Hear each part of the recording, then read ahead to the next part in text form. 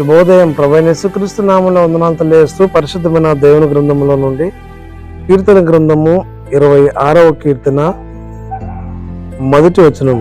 యెహోవా, నేను యథార్థవంతుడనై ప్రవర్తించుచున్నాను, నాకు తీర్పు తీర్చుము. ఏమీ సందేహపడకుండా యెహోవాయందు నేను నమ్మిక ఉంచి ఉన్నాను.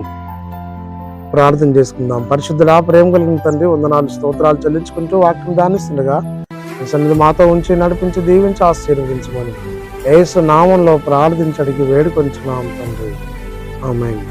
భక్తుడైనటువంటి దావీదు తన కీర్తనలో తెలియజేస్తూ రాస్తూ ఉన్నాడు, నేను యథార్థవంతుని ప్రవర్తించున్నాను.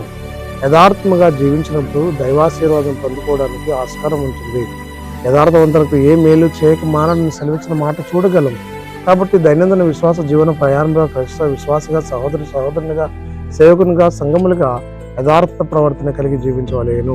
యోబు తన జీవితంలో యథార్థతను, న్యాయమును అనుసరించి నడిచినాడు, జీవించినాడు. అంతే మాత్రమే కాకుండా ఏమి సందేహం లేకుండా నేను యెహోవా యందు నమ్మకం ఉంచి ఉన్నాను.